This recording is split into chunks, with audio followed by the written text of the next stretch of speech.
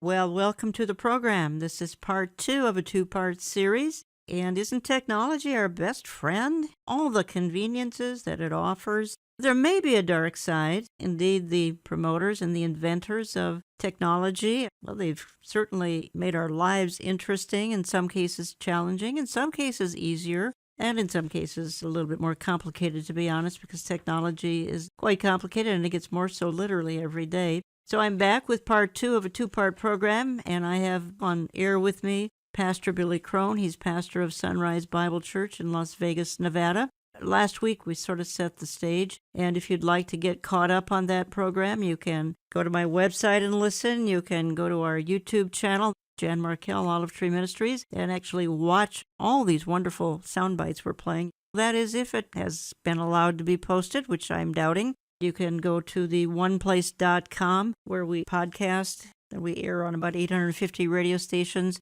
Pastor Crone, thank you for coming back again this week. Thank you, Jan. It's always great to be on.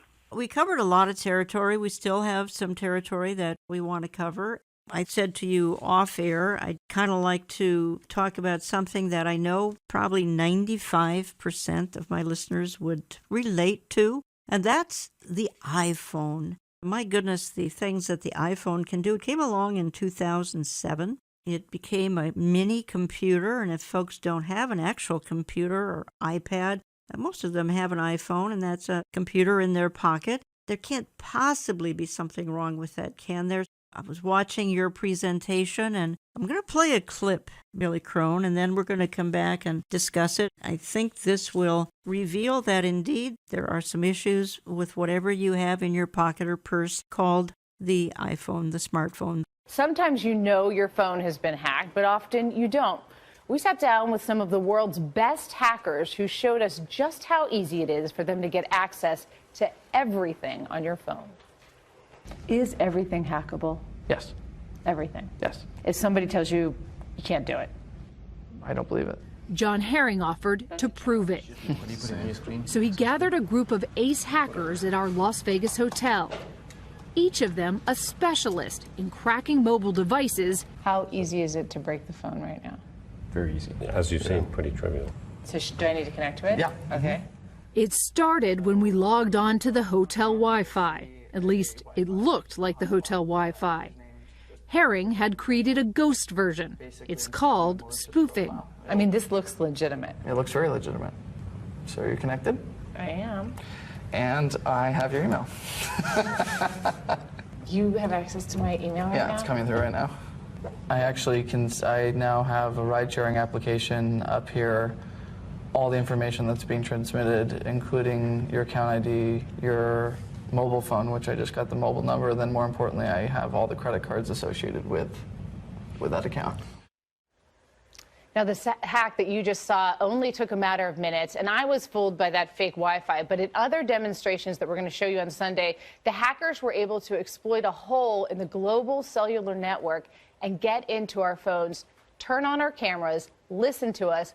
All they needed for that was a phone number. With just the phone number, they could hack into my phone. It doesn't matter what you do, what decisions you make, whether you turn location services on or off, they can still get in. You say even though if you're getting dressed or whatever, they can have access to your camera on your phone? Yeah, so think about this. So with just the phone number, they were able to access my phone. So can I borrow your phone for a second because I didn't bring mine? Yeah. So my phone looked just like this. It didn't light up. No light came on. Yeah. And they were able to watch me and listen to me. So imagine you take your phone into a meeting, you place it on the desk. You take your phone, when you're getting dressed in the morning. They could be watching you and you wouldn't know. My guest for last week in this says that the cell phone is the biggest big brother ever invented in the history of mankind, and we pay for it around the world. They track, they listen, they watch, they catalog information, our smartphones. And even impoverished nations, they may not be able to have computers, but Billy Crone, you reminded me they do have cell phones. Oh, absolutely. I was preaching in a conference in Florida, and I had some missionaries approach me, and they're the ones that turned me on to this reality. They said, not everybody has certainly a DVD player to play your teachings, and have you ever thought about getting a copy on a SIM card? And I said, why? They says, well, because, again, people in India, they don't by and large have a DVD player. In fact, most of them really don't even have a computer. But even in India, just about everybody has a cell phone. And, of course, he was looking at it as an opportunity to get God's truth out with a SIM card that they could pop into their cell phone. But it opened my eyes to realize just how ubiquitous cell phones have become. Virtually everybody on the planet has one. In fact, not that long ago in the previous administration, if people recall, apparently even our own government at one point was very concerned that all U.S. citizens had a phone because, said, well, I can't afford it. Well, remember the Obama phone? Oh, the Obama phone, yes. Why would the government want to make sure that everybody had a phone, even if the government paid for it, which really comes from us? But why? Well, because I'm convinced, Jen, when you take a look at the facts, and that's why I appreciate you playing that clip, because you start saying that, oh, smartphones, they're listening to you, they're tracking you, they're monitoring your every conversation and all your information. They'll say, you're a wacky conspiracy guy. That was an actual news clip from a legitimate source, and even they are saying, this is not coming, this is not a potential, it's already being done with the iPhone. And again, to use the analogy, it's called the iPhone, all right. If you want a better description, then supplant the letter I with the letters EYE, because it's Big Brother I tracking you with that device and monitoring everything about you. Does it apparently knows where we are at every moment? Is that true? Exactly, Jim. In fact, there's easy ways to demonstrate that. First of all, it's tied into a satellite system that's global. That's how you're able to make phone calls global on that cell phone, right? Well, guess what? That means they know your exact location wherever you're at. They have to in order to transfer that communication as well. So it's a global tracking device, and I can get into that deeper in a little bit. But also, you look at the services that you use on that cell phone. You tell me they don't know everything you do everywhere you are. Certain things that come with these phones, they have like the medical app. It not only knows where you are, it knows exactly what you're doing. In fact, it even knows how many steps you take per day. It literally is tracking you step by step. In fact, we're also able to demonstrate that even if you turn it into airplane mode, yes, that's fascinating. And even if you take out the SIM card, you're thinking, well, they can't track me with that.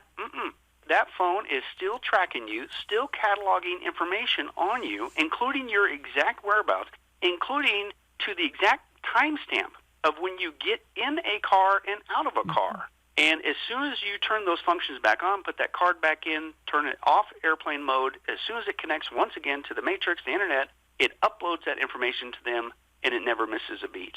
I think the point you and I have been making here now, we're going into our second week doing it, is all of this technology, and of course it's made our lives interesting. It's certainly helped us learn some things. They're kind of an education device, particularly the internet. Even edification, we get all sorts of teachings via the internet, via electronics. But the point is, going into the hands of the wrong person, can we say Mr. Antichrist? We don't know who he is. We just know he's probably waiting in the wings. Going into the hands of the wrong person would be a very devastating experience. And what we're saying is some of this is setting the stage, is paving the way for the Antichrist kingdom. Of course, the church does not go into that 7-year tribulation period, but that doesn't mean that we shouldn't be aware of the tactics that are being used and that will be used big time in that one world system. Go ahead, Billy. Yeah, and again, it's logically, of course, it has to slowly but surely progress to meet the needs of the Antichrist in the 7-year tribulation. Because think about it, it's like, okay, here comes the 7-year tribulation, here's the Antichrist, and then they sit there and go, you know what? I really need to start working on real quick on how to tie the world together, all the economies, the government, the religions, and the cashless society and the market. No, that stuff needs to come into play. And you're right, Jen, I'm not concerned about going to the 7-year tribulation. I'm not looking for the Antichrist. I'm looking for Jesus Christ. We get out of there before that. The point for the Christian is that means the 7-year tribulation is close. We leave prior to rapture, so we need to be responsible as Christians, not fearful but faithful with what time we have left to make a difference for our loved ones and the people around us. But it's a step-by-step process. Right. And you go to the aspect of Revelation 13, and it clearly pictures a big brother, to use the term, type global scenario. Why? Because it says there that him and his religious cohort, the false prophet, are going to institute a system where it says they make, they force, they order, they cause people to do what they say, and in one instance mention, worship the Antichrist on a global basis. And not only that, if you don't do what they say, they're going to kill you. And of course, implement it with the mark of the beast, right? Well, wait a second. This is on a global scale. How in the world is one guy and his religious cohort going to know what everybody around the world is doing, what they're saying, and even whether or not when he dishes out a global order, worship me, that they even obey or not. And then, even if he could figure out if they obeyed or not, how's he going to know exactly where they are to kill them, to take them out? I want to transition with what you just said. I want to go back to the National Security Agency, NSA, and we talked about it last week. We spent just a few minutes on it. I'm going to play another clip here in just a moment, but let's just clarify here that the NSA, it's a massive data storing outfit in Utah. You said you knew someone, or you are acquainted with someone who worked for the NSA. They had to quit. What happened? I tell you what, that was when I was pastor in New York, and things have unfortunately gotten even worse since then. I got a strange, quote-unquote, strange phone call out of the blue as I was on my home, got a call on my cell phone. And it was this lady. It wasn't a very long phone call, but just for a few minutes. And she said, Pastor Billy, I just want to give you a call. And she was aware of some of the teachings I've done on Big Brother issues. Mm-hmm. And she said, I am a second-generation employee of NSA, or I was. She said, my father's been working there. Of course, I got hired on. I'm working for years. She says, but I'm not doing it anymore. She says, I couldn't stomach anymore what I was seeing being done through the NSA on the American public. She said, I recently quit. And then she just simply said this, you're on the right track. Keep up the good work, and then hung up the phone. Oh, my. And I want to play a clip and come back and talk about it. The biggest U.S. Department of Defense construction project isn't an aircraft carrier or a nuclear missile site. It's a massive data storage facility in Utah. What will be stored there is raising serious questions. CCTV's Jim Spellman has that story. In a field in Utah, about a half hour south of Salt Lake City, a massive construction project is wrapping up. When it is completed in a few months, it will be the world's largest repository of digital information. Its owners, the U.S. National Security Agency, the NSA. James Banford has been writing about the NSA for more than 30 years. All the information will be stored there, and then people at NSA headquarters or at their different listening posts around the world will be able to dip into it. It's called the Utah Data Center, sprawling more than 450,000 square meters with its own power plant, water pumping station to cool the servers, and intense security. It's a key part of the NSA strategy. Gather as much information as possible from as many sources as possible and use it to stop terrorist attacks and create strategic advantages over rival countries. What this is really about is the ability to take a lot of data and learn things that you otherwise can't. And to do that, you need to throw mountains of information at very powerful computers. Where the data is coming from is what concerns privacy advocates. So if I make a phone call, send a text message, do a Google search on my phone, that's information that could end up at this data center in Utah? Oh, definitely, any kind of communication. The NSA is one of the most secretive agencies in the U.S. government, with little oversight from Congress. Even its budget is not publicly released. So what data is stored here and where it came from will likely never be fully known. But there's no sign the NSA or intelligence agencies in other countries are slowing down this hunt for data and information. Is this an arms race for data? Yeah, it's very much an arms race for data. And this data center in Utah is soon to be the United States' biggest weapon in its information arsenal. And the NSA won't say exactly how much information the Utah Data Center will be able to hold, but experts say they can expect it to be about a yottabyte. To put that into perspective, an iPhone can hold 16 gigabytes. The NSA's new facility will be able to hold the same amount of data as 64 trillion iPhones. Laid end to end, that number of iPhones could stretch to the moon and back over 10,000 times. If you just joined me, you're listening to Understanding the Times Radio. I'm Jan Markell. I have online Pastor Billy Crone because we're carrying his 8 DVD set with 16 compelling teachings in my online store, olivetreeviews.org, olivetreeviews.org. You can call my office. You can get on our newsletter lists, e-newsletter, print newsletter to be advertised in those newsletters. Billy Crone is pastor of Sunrise Bible Church, Las Vegas, Nevada. Billy Crone, it's a Big Brother system, obviously. It's electronic monitoring, I would guess, trying to find out what our friends, our emails, texts, etc. But tell me a little bit more about this, because that call that you got was extremely telling. Yeah, it was. Most people don't realize this has been going on for quite some time. And again, the NSA, it says they're, quote, responsible for the global monitoring, collection, and decoding of information and data for foreign intelligence. Well, that's good, but the problem is it's not just foreign intelligence. It's even here in America. And a lot of that got opened up to become so, quote-unquote, legal after 9/11, the Patriot Act, and Homeland Security, and that stuff. They're recording, and have been recording, folks, for a long time, our phone conversations, emails, faxes, I kid you not, even television viewing, what you do on the computer, your search engine, all that stuff is being stored in this database. Now, the way the system typically works, what they do is they look for what's called buzzwords. We've documented this before, that let's say you're having a conversation with your friend on the phone. You have no idea it's being recorded, not just monitored, recorded. That's why they have to have these huge data centers. And you're saying, hey, my son was in the Christmas play yesterday, and we went and saw it. Man, I felt so bad for him because he really, and you're talking to your friend, he really bombed the play. Now, that conversation likely is going to end up on somebody's desk at NSA because you used the trigger word there, bomb, right? And again, so there's certain trigger words, things that they're looking for. But again, it could be completely out of context. Now, the problem, some of the research we came across is that was a completely innocent use of that word. You weren't saying, like, I'm going to build a bomb, but you are officially now forever in their catalog as the dossier is building up on you. And again, this is being done not just around the world, it's being done even to American citizens. But that's what's concerning about it is they say, well, we have to do this in order to find the, quote, bad guys, the criminals, i.e. the buzzword, another one, terrorists, right? And so that's usually where people have been conditioned to back off. Well, yeah, that's right. Okay, yeah, this is an invasion of privacy, but as long as you're not doing anything wrong, there's nothing to worry about. Well, see, that's the problem. Who gets to define that term terrorist, folks? You and I don't get to do that. And don't kid yourself, even as a Christian, if we could become the new terrorists. Yeah, and if you're that's looking right. at the media, they're already doing the propaganda because they're using the same terminology on the evangelical Christian, not the fake Christian, not the liberal Christian, but the evangelical Christian. They're calling us the same terms they're calling the Muslim terrorists. We are right-wing fundamentalists, extremists, terrorist groups. We have the audacity to say that our way is the only way. Well, I didn't say that. Jesus did. John 14:6.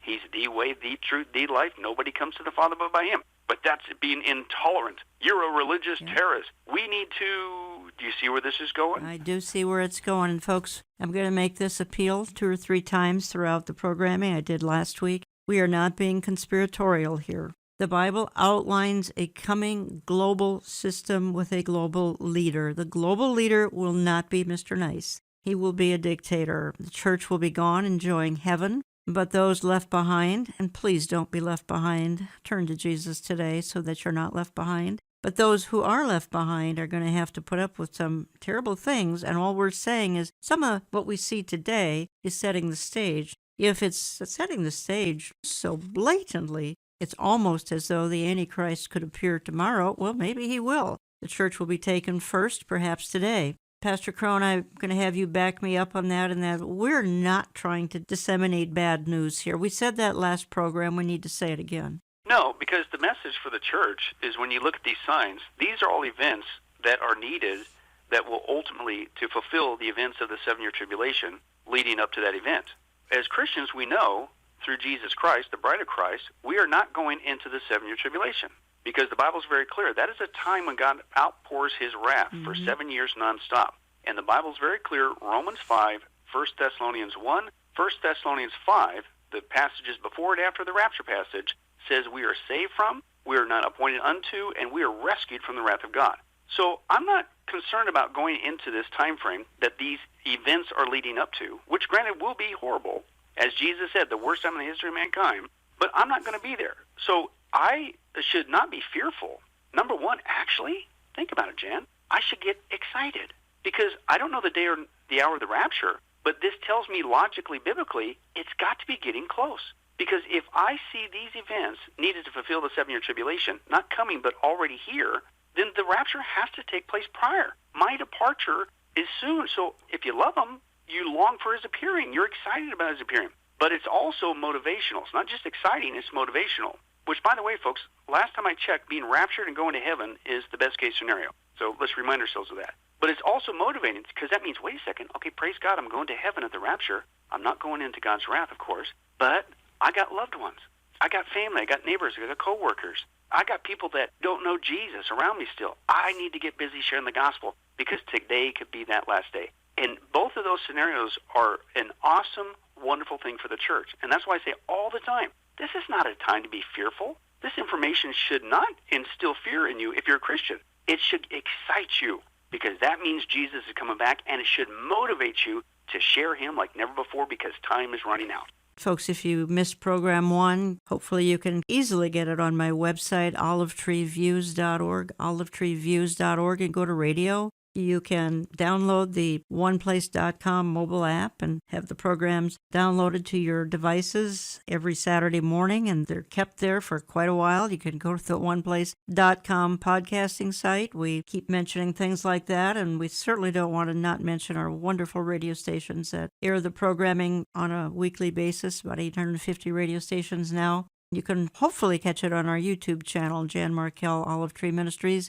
I have a sneaking suspicion that Google's not going to allow these two programs. If you subscribe, you'd be a whole lot more likely to be getting our programming on YouTube, where we're showing you all the videos that we're playing. We're showing you on our YouTube channel. And I think one more thing let's cover in this first segment of Program 2, Billy Crone, and that is we shouldn't necessarily be avoiding technology. We can make it work for us. We can turn this, what could be deemed as evil, we really can redeem it. Oh, absolutely. I'm glad you brought that up because invariably you start talking about this, and we were talking about the cashless society before. People, hey, should I use my ATM card because that's electronic, and am I supporting the mark of the beast? Well, first of all, the mark of the beast system doesn't happen until the 7-year tribulation, and we're gone prior. You're not supporting that. You're not a part of that. So this is how we pay for things, so don't worry about it in that aspect. But number 2, technology, my opinion on it, is it's kind of like money. Money is a neutral thing. Now, money can be used for good or for evil. In fact, many people quote that passage of the Bible out of complete context. They say, well, money's the root of all evil. No, that's not what it says. It says the love of money is the root of all kinds of evil. Satan's the author of evil. But it's what you do with money, right, determines whether it's being used for good or not good. Same thing with technology. Technology is a neutral thing, right? I'm not afraid of technology. I mean, our teaching ministry is called Get a Life Media. Mm-hmm. And so what do? This is our mindset. You're just going to let the enemy use all this technology, whether it be phones or computers or social media or things of that nature, and for his nefarious purposes, which we're talking about in these programs, or while we still have the freedom to use them, how about we use the same technology that we know the world is already tapping into, and how about we use it to share Jesus with them? So you use what the enemy certainly is using for good. We can use the same technology and do something positive with it. And that's our heartbeat. We have 2 different social media accounts, but it's not because I've got to get up there and watch people make sandwiches and the cat playing the piano on YouTube again. We use it to share the gospel, to keep people connected, because we know they're already going to be on it. Use it for Christ.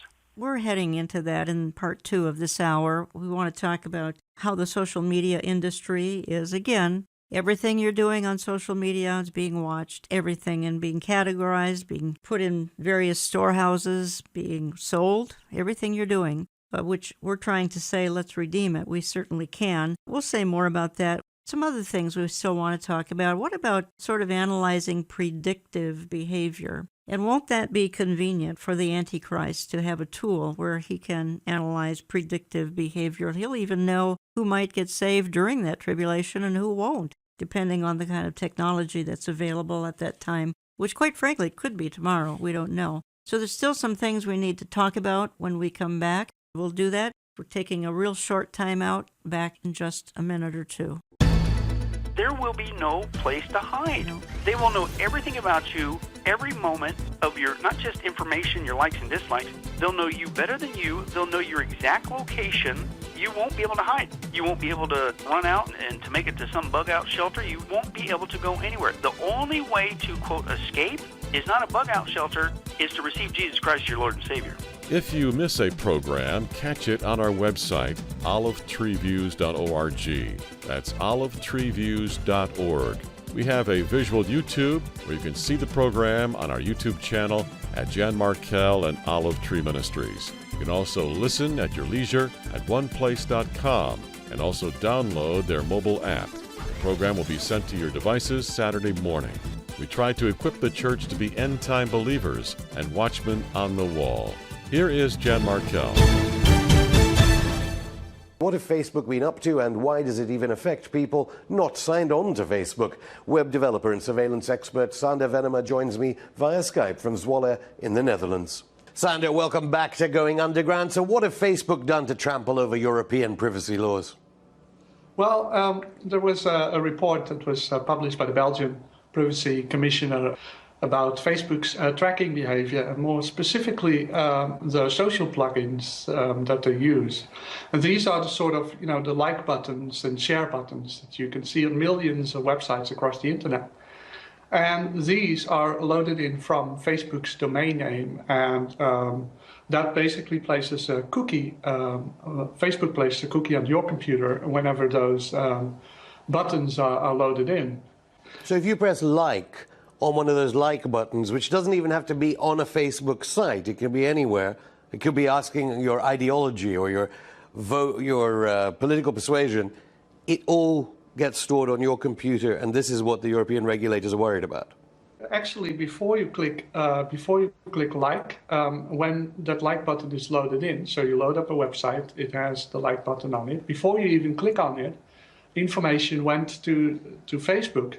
And Facebook then places a uniquely identifying cookie on your computer, which they then subsequently use on all of their other sites with Facebook like buttons to map the sites that you visit, basically, and thereby map your interests. And welcome back. Sign up for my various newsletters, won't you? We talk about these kinds of issues in my print and e-newsletter, and I think you'll be informed and edified by them. If you write to us, tell us what station you're listening or how you listen. Maybe you're a podcaster, maybe you're listening to one of our networks, maybe you're a YouTuber. We're so glad to always hear from the various sources and how you listen. It helps us better plan here in the office. My guest for the last week and this has been Pastor Billy Crone. He pastors Sunrise Bible Church in Las Vegas, Nevada. You can learn more at getalifemedia.com, getalifemedia.com. And what I've tried to do for 2 weeks is, actually, we kind of talked about this a little bit a year ago. It's so important that we keep up to date with who's kind of looking over our shoulder. And Billy Crone shared some of this at Understanding the Times 2018, as did Eric Barger. They have some similar information in their presentations, and I just consider both to be very cutting edge and very essential. And I found it interesting in 2018 that when Pastor Crone here was showing some of his information on artificial intelligence, some of the workers in the church that we use every year in a suburb of Minneapolis, the teenagers, maybe early 20s, where they were lined up watching the screens, the television screens, showing the presentation in the auditorium, because they were fascinated, the things they love to tap into. And where are they going with technology? How can they be misused? I think this is a message really, though, for all ages, because today all ages are involved in some kind of technology. I'm sure that's safe to say. Billy Crone, let's move into the issue of social media. And I think we need to stress that this is a vast data gathering outfit at the various social media platforms, be they Instagram, be they Twitter, be they Facebook. I'm going to play a clip in just a minute. Why don't you intro how you handled it in this 8 DVD set that we carry in our store? Well, Facebook, I have another name for them based on their behavior. Tracebook. Yeah, exactly. I call it Tracebook. And that's exactly what's going on, folks. They are tracing you, and certainly with the information about you. And think about all that we volunteer up to this giant entity, this global entity, that at last count has 2.45 billion. Billion with a B. Yeah, around the planet, and it's growing every day. And that's just Facebook. There's Twitter, and there's Snapchat, and all these other ones out there. But they are cataloging all kinds of information, right? They know your likes, your dislikes, because you tell them, I like that, I don't like that. They know your friends, your contacts. They know where you are because you tell them where they are. And it's called Facebook for a reason, folks. You also give them your face, multitude of shots. And, folks, this is all being cataloged and building dossiers on us. Now, they say, well, we're just using this to sell you stuff. And there is that aspect, which I still find very uncomfortable, personally. But it's beyond that because it's huge databases, and there's already examples that when push comes to shove, other entities can order these social media entities to give them the information that they're building on people. Facebook knows us better than us. In fact, Facebook and other large entities like Amazon, their goal is to not just know everything about us, but know us better than us so they can predict our behavior, including buying and shopping habits and things of that nature. Again, the other concerning thing is not just our likes and our dislikes, our contacts and political persuasions, religious ideals, and all that stuff, but again, it's the face aspect. You can't hide in this system. In fact, anybody that uses Facebook, as an example, you'll notice that they will actually notify you, and they'll actually say, and they'll send pictures of you out and about, maybe other people that took, and you were included in the photo that you don't even remember or recall, or you're out and about in the public, and then they come to you and say, hey, is this you? Now, they already know. In fact, I've been amazed personally, some of the ones that they throw back at me on our ministry account is it's like a half or even a quarter of my face, but yet they still know it's me. That's how sophisticated this technology is. In fact, we share video clips from secular people who tried to fool Facebook and their facial recognition software. They actually would put on disguises, and yet Facebook knew it was them. Let me build on that because it's talking about Facebook's facial recognition. Facebook knows literally hundreds of millions of faces. Science fiction almost got it right. Face recognition technology has become part of daily life, but except instead of controlling security access to top secret spy facilities, the technology is being used to identify the people in that crazy picture from last weekend's beach party. It's all happening, of course, on Facebook, which has been quietly using face recognition software on every photo you upload. Facebook knows me. It knows my friends. It tracks what I like, where I live. It knows my sisters are Christy and Laura. But now, Facebook also knows, well, my face. My face out of everyone else's. Not just mine. If you're on Facebook, Facebook can recognize your face too. Here's how. While we've been uploading more than 20 billion photos, Facebook has been making biometric fingerprints of all our mugs. And now, Facebook has a massive collection of our faces, probably the largest collection in the world. Kinda cool. Kinda creepy. Here's how it works. That's our intern, Brenna Williams. I'm going to upload some photos of myself. She's one of millions of people who's using this feature already. When Brenna uploads photos, Facebook recognizes her and her friends and says, hey, that's you, right?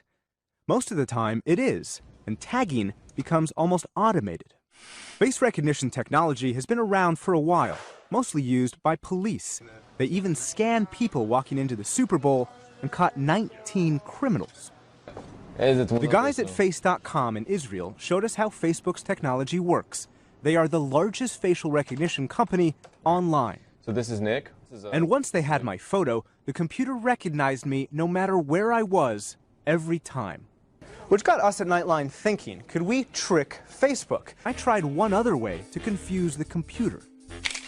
We sent that photo to the guys at Face.com, and yup, they recognized me even in my cover-up. Which just goes to show that a disguise may fool your friends, but it probably won't fool Facebook. Okay, want to comment on that, Billy Crone? Jen, that sounds like something if you lived in communist Russia or China or something, but folks, this is the United States of America. And we've been duped into giving these people this information that we think was innocuous and we thought was secure and we thought it was just for fun and entertainment, for social needs.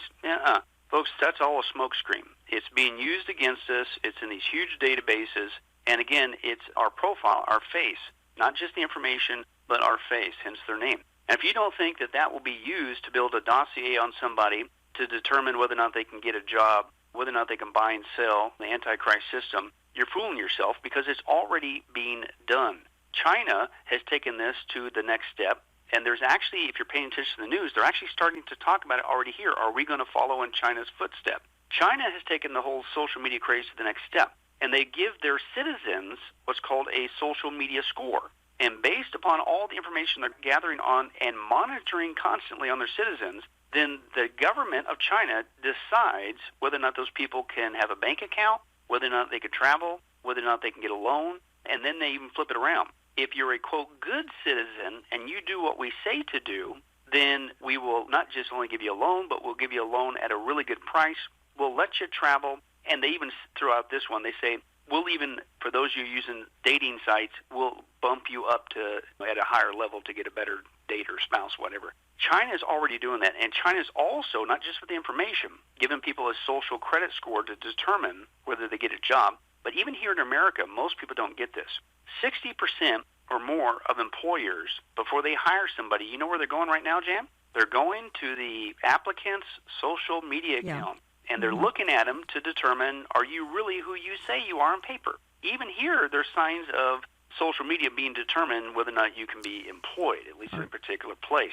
But it's also, China is combining it with the facial recognition system so that if you're a citizen in their country, you not only get a social media score, but if you don't do what they say, they're going to know it because they'll find your face anywhere in public and they'll monitor you and either restrict you, or in their monitoring of you, that's when they find out you're being a, quote, bad citizen. In fact, we share a news clip of a reporter who put China's facial social score credit system to the test to see just how good it was. And he gets there into one of their large cities. He submits to the system just a picture of him. They put it into China's database system, and then he takes off. And so the test was, how long would it take China's system to find a complete stranger in this city that's well over 1 million plus people who's never been in their system before? They found the guy. He took off running, roaming the city. They found the guy and didn't just find the guy.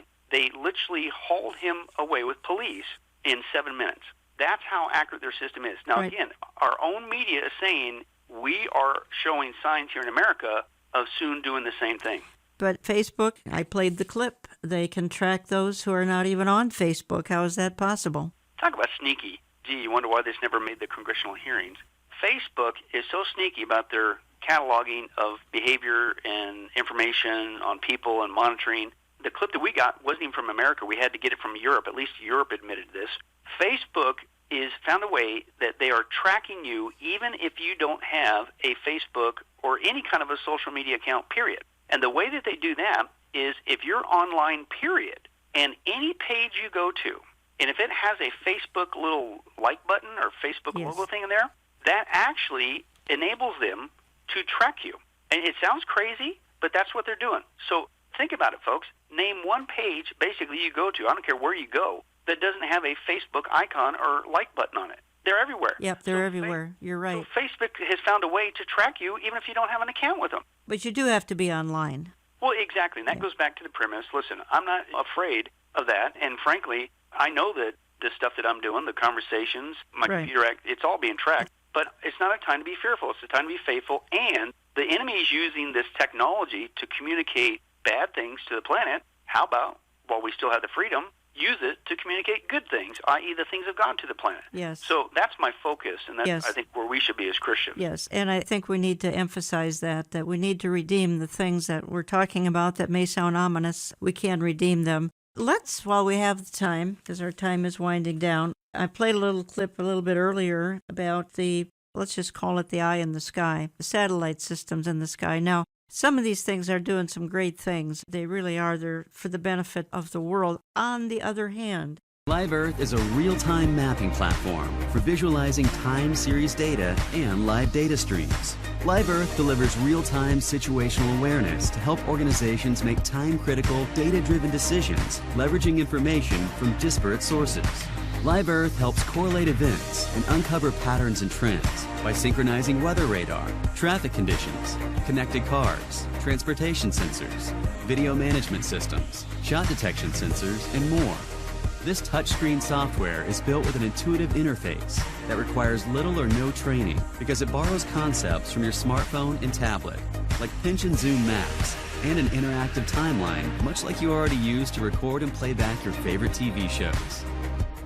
Live Earth also provides instant replay, which lets you play, pause, and rewind geospatial data over time to quickly reconstruct recent scenarios. Live Earth is configurable and extensible, allowing you to add and remove data sources, live feeds, and map layers to suit your operational needs. Live Earth's advanced visualization delivers the right information at the right time, helping you make the right decisions. With Live Earth, you can see all your streaming data in one place to quickly understand what's happening and act fast when it matters most. Okay, Pastor Billy Crone, the satellite in the sky, I think, can do some, as I said, some wonderful things, but you call it Big Brother in the sky. Now, let's talk about more specifically. We've got GPS, we've got Google Earth, we've got Google Maps. The whole GPS system is, that has made finding places so much easier. And isn't Siri our friend? I mean, I thought she was. Gosh, she's helped me out so many times. Yeah, well, that would be nice if that's all it was. But unfortunately, with a lot of this technology, it's a double-edged sword. We're sold that it's going to be for our convenience and for our good, but there's a horrible side effect, and it becomes a big, giant Big Brother monitoring device, including satellites in the sky. And that's important because, again, you go back to Revelation 13, how is the Antichrist going to know where people are around the planet and what they're doing and whether or not they obey or disobey when he dishes out this order to worship him? Well, something as simple as not just the cell phone we talked about, but even satellites in the sky.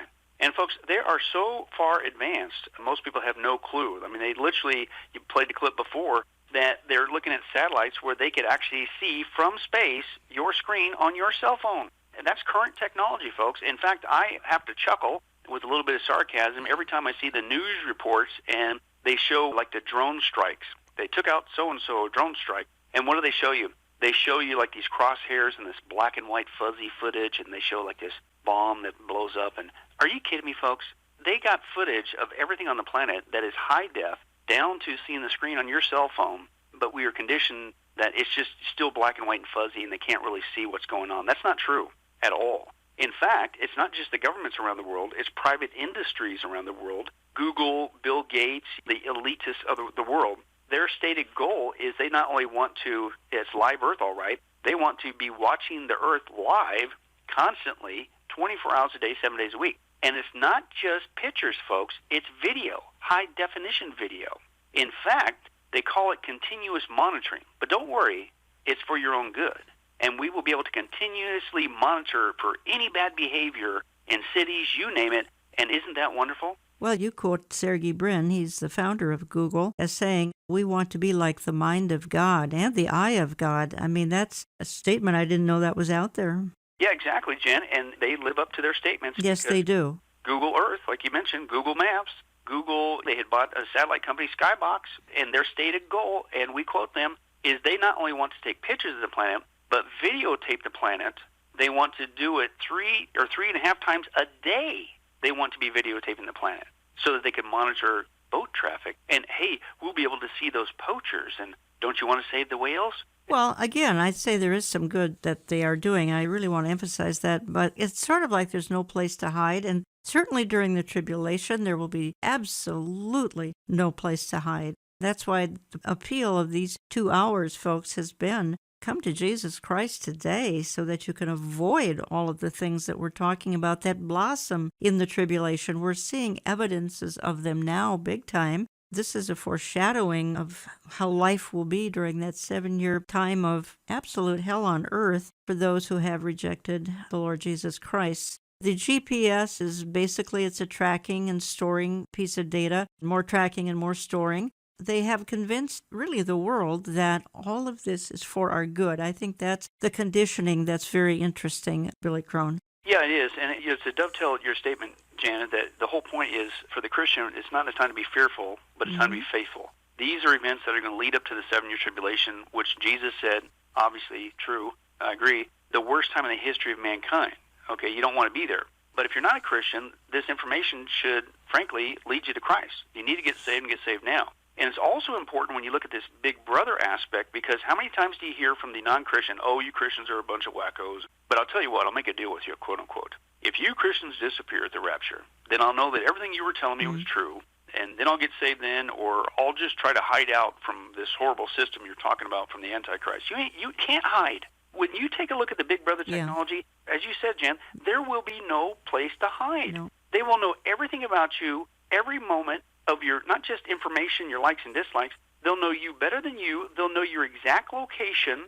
You won't be able to hide. You won't be able to run out and to make it to some bug-out shelter. You won't be able to go anywhere. The only way to, quote, escape is not a bug-out shelter, is to receive Jesus Christ, your Lord and Savior. That's what this information should lead you to do. Absolutely. There's probably one area that we can at least refer to it, and that is some of the items that our listeners have in their homes. Great convenience. Alexa's playing my radio program. I mean, why shouldn't I like Alexa? You can talk to her and she'll turn on Understanding the Times. So will Miss Siri. She'll turn on Understanding the Times radio in a nanosecond. I think you're saying in this presentation, and again, the series itself is 8 DVDs with 16 compelling teachings on modern technology. Folks, you can find it in my store, olivetreeviews.org. You can call my office, or you can learn a lot more about it. You'll find that at getalifemedia.com, getalifemedia.com. Really, the home assistants, yes, they're always listening and sharing our conversations. Is that right?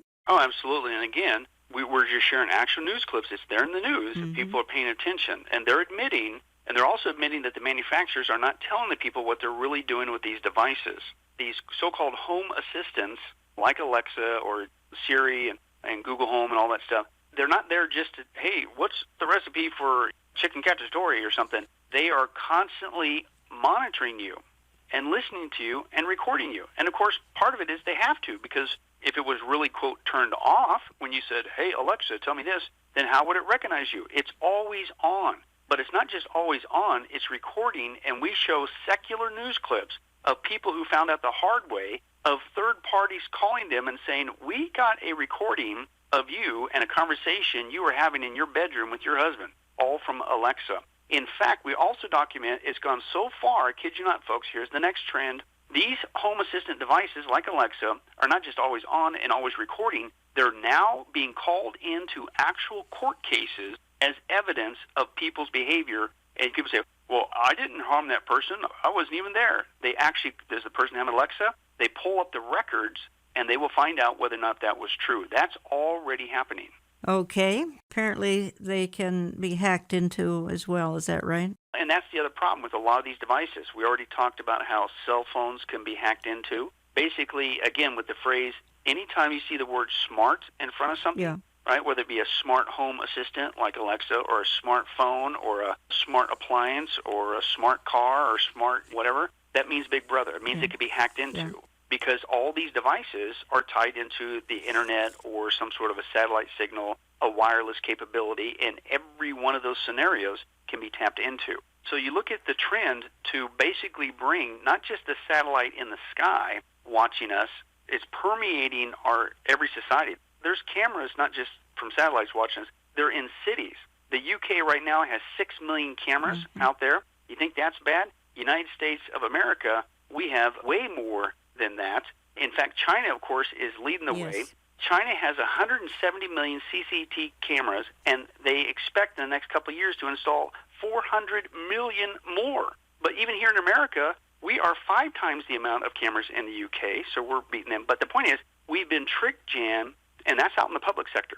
And so not only Big Brother Eye in the sky, but Big Brother Eye on the ground, but even in your home. Because guess what? We're being told that we need to bring cameras in our homes. And you know what, Jim? It's so that we could see if anybody is breaking into our home. Now, yes, exactly. The little cameras outside your home. They're suspect, too, I'm learning. Exactly. And again, all these devices are what? They're tied into the internet. The Ring doorbell devices and all that stuff that takes pictures, but the camera's on the outside to see if somebody's around your property. Or they even have us now have cameras on the inside in case they break through that front door. We can see where they're coming through. Well, guess what, folks? And we demonstrate this. All that can be hacked into. So now we went from cameras in the sky to cameras in the public all over the ground to now cameras in our house, which means they're watching you in your home. And we document this, that there are actually people who can hack into your home, smart home system, and they can hack in and watch you and monitor you at all time. It isn't just your webcam on your computer. It's baby monitoring devices they can hack into. Again, the security system cameras they can monitor and hack into. And it's not just video, it's also audio. And you couple that with these so-called smart assistants with Alexa, your own home has now got tricked into becoming, if you utilize these services, to a Big Brother paradise. So they'll know everything about you outside your house and now everything inside your house. And I will bring this up. And this is not speaking of the church. This is speaking about the people in the 7-year tribulation. But I do find it very interesting that Jesus says in Matthew 24, when the Antichrist, basically after the abomination of desolation, the midway point, goes on his hunting spree, Jesus said, whatever you do, speaking to those people at that time, not the church, he says, whatever you do, don't go back to your home. And I often wonder, it's like, well, gee, I wonder why. Because we all think that home is, that's our security. Home is a man's castle. Home is at least I could defend myself there. But Jesus, read the Bible, specifically says, don't. You just need to flee and get out of there. What's sad is, that's speaking of people in the 7-year tribulation. You need to listen to Jesus' other words and avoid the whole thing. And that is this: if you would call upon the name of the Lord Jesus Christ, ask him to forgive you of all of your sins, trust in his work and his work alone on the cross to forgive you, confess him as Lord, believe in your heart that God raised him from the grave, that the Bible says you will be saved. And you're not just saved from sin and you receive forgiveness of sins, but you're saved from what? You're saved from the 7-year tribulation, and you won't go there. That's the only way to get out of this mess. It isn't by buying more security equipment. None of that is going to work. Read the Bible. The only way to escape it is to turn to Jesus Christ now before it's too late. And since all these events show us that the time is short, time is running out, the 7-year tribulation is coming faster than we think, and we leave prior to the rapture of the church, then that means it's more imminent than ever, which means you are flirting with being left behind. Don't make that mistake. Get saved today. Unthinkable, folks, being left behind. It truly is. It is. Pastor Billy Crone, I want to thank you for giving up 2 weeks worth of programming here. You can find this 8 DVD set on modern technology. Again, it's in my store, olivetreeviews.org. Learn a lot more at getalifemedia.com. That's Pastor Crone's website. Get on my newsletter lists, and products will be offered there as well. Here's the thing going out of the program here. For 2 weeks, we've talked about having literally no place to hide. In a sense, that's the case now. Certainly, as we've emphasized, that's the case in the tribulation. But the believer right now can take shelter under the shadow of his wings, as it says in Psalm 91:4. Arrows may come at us and even hit